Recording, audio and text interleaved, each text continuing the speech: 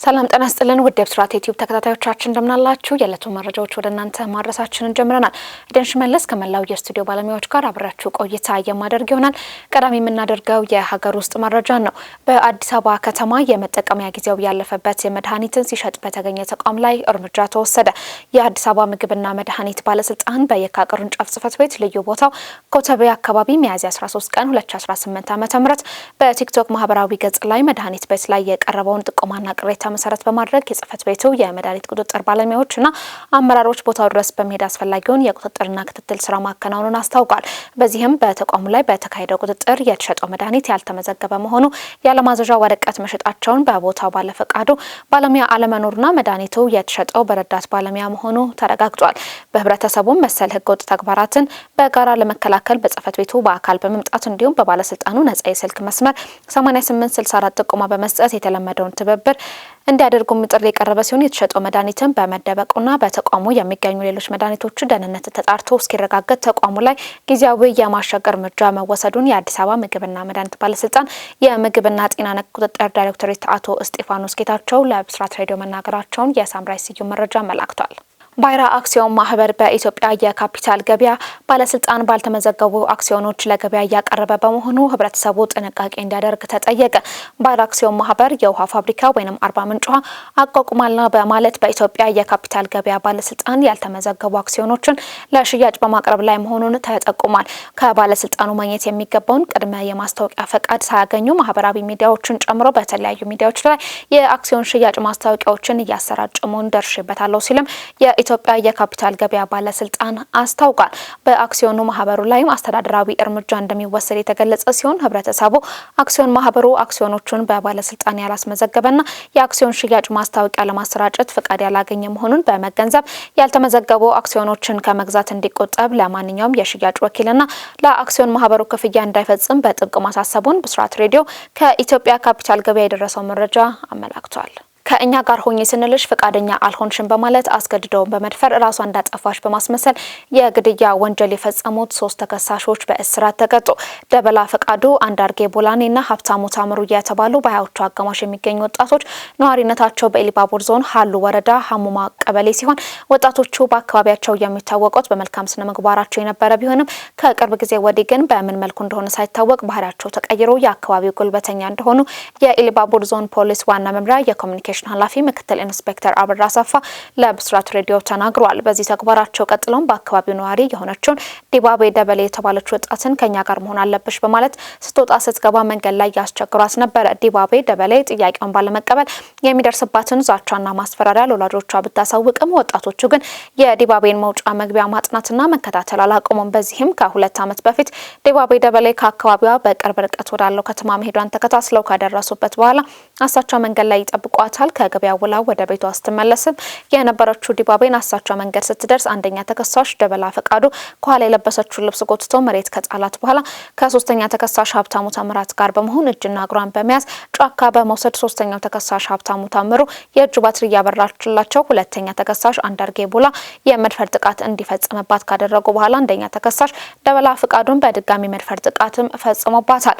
በሁለት ሰዎች የመደፈር ጥቃት የደረሰባት ወጣትም ጥቃት አድራሾቹን ሙሉ ስለምታውቃቸው ነገ ክስ መስርታ ታስረናለች የሚለውም ስጋት አይሎባቸው ወዲያውኑ አንገቷ ላይ ባለው ሻርፕ አንቀው ህይወቷ እንዲያልፍ አድርገዋል።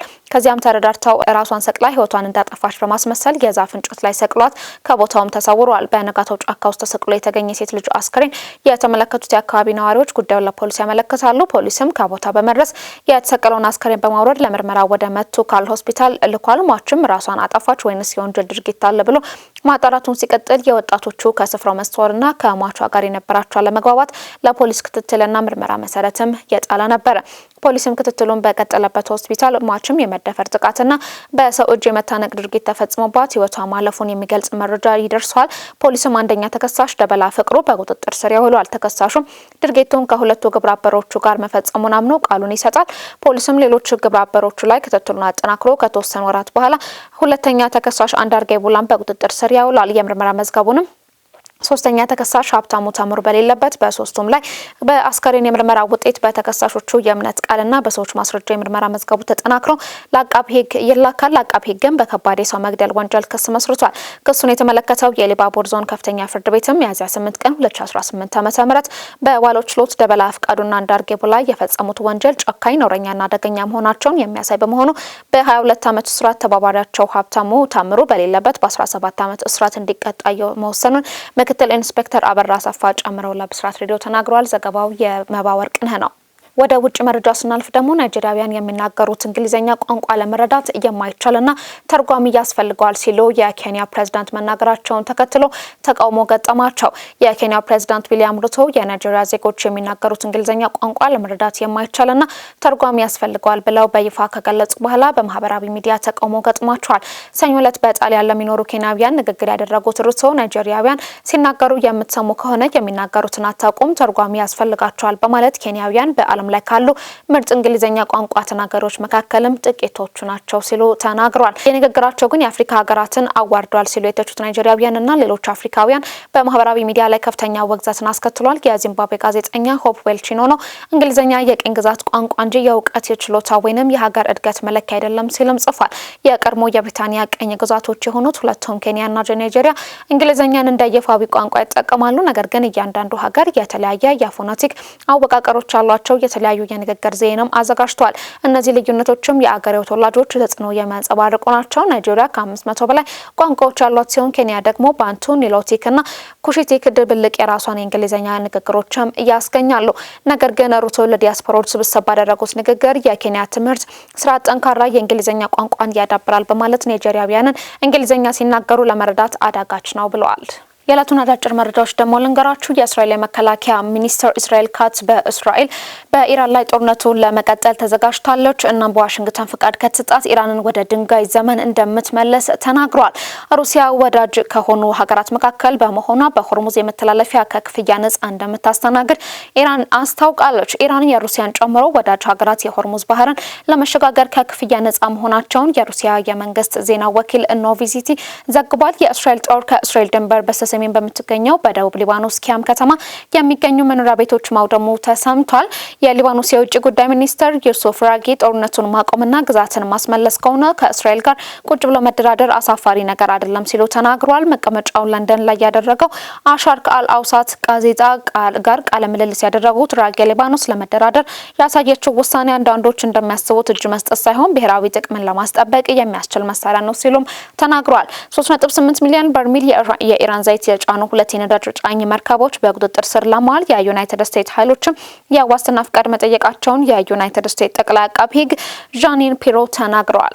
የትራምፕ አስተዳደር ለኢራን ጦርነት ወጥ የሆነ ስትራቴጂ እንደሌለው ተናገረ። የአሜሪካና እስራኤል በኢራን ላይ የጀመሩትን ጦርነት በቀጠለበት በዚህ ወቅትም የትራምፕ አስተዳደር እንዴት ጦርነቱን መቀጠል እንዳለበት የሀሳብ አንድነት እንደሌለው ግልጽ እየሆነ መጥቷል ሲሉ በሮም የአሜሪካ ዩኒቨርሲቲ የዓለም አቀፍ ግንኙነትና የዓለም ፖለቲካ ረዳት ፕሮፌሰር አንድሪያስ ድሬሲ ተናግረዋል። በኢራን ከቀዳሚው ጀምሮ በዋና ከተማ ቴህራንና በሰሜናዊ ምስራቅ ከተማ ማሽሃድ መካከል በረራዎች እንደሚጀመር የኢራን ከፊል መንግስታዊ የዜና ወኪል ታስኒም የዜና አገልግሎት ዘግቧል። ኢራን የአየር ክልሏን በከፊል መክፈትና የበረራ ተግባራት ባሳለፍነው ሳምንት ቅዳሜ ጀምራለች። የአቪዬሽን ዘርፉ ወደ መደበኛ ሁኔታ ለመመለስም ባለ 4 ደረጃ እቅድ ተግባራዊ በማድረግ ላይ ትገኛለች። የአሜሪካ ፕሬዝዳንት ዶናልድ ትራምፕ በቴህራን መንግስት ውስጥ ከባድ መለያያና ክፍፍል መኖሩ መናገራቸውን ተከትሎ የኢራን የውጭ ጉዳይ ሚኒስትር አባስ አራክቺ በሰጡት ያጸፋ ምላሽም የመንግስት ተቋማት በአንድነት በዓላማና በዲሲፕሊን መስራታቸውን ቀጥለዋል ሲሉ ተናግሯል። አሜሪካና ኢራን በሆርሙዝ የባህር ዳርቻ መዝጋታቸውን ተከትሎ በበርሜል $106 በላይ ነዳጅ ዘይትም እየተገበያየ ይገኛል። በመጨረሻም የኢራን አብዮታዊ ዘብ ተባባሪ የሆነው የፋርስ የዜና ወኪል እንደዘገበው ቴህራን ውስጥ ትንንሽ የሰው አልባ አውሮፕላኖች ጥቃት ሙከራ እንደነበረ አስታውቋል። የኢራን ዋና ከተማ የአየር መከላከያ የተኩስ ድምጽ ይሰማ እንደነበረ ከበርካታ የኢራን ምንጮች የወጡ ዘገባዎች ያመላከቱ ሲሆን እንደ ፋርስ ዘገባ ከሆነ ግን ሰው አልባ አውሮፕላኖቹ ማናስ ወነጨፈው ወይ ደግሞ ምንም አይነት ጉዳት አደረሱ የሚለው ግን ግልጽ አይደለም። ተመልካቾቻችን ስተከታተሉት የነበረው የብስራት የኢትዮ መረጃዎቻችን እነዚህን ይመስሉ ነበረ። መረጃዎችን ወደ እናንተ ያደረስኩኝ ኤደን ሽመለስ ከመላው የስቱዲዮ ባለሙያዎች ጋር አብሬያችሁ ቆይታ አደረኩኝ። ሰላም።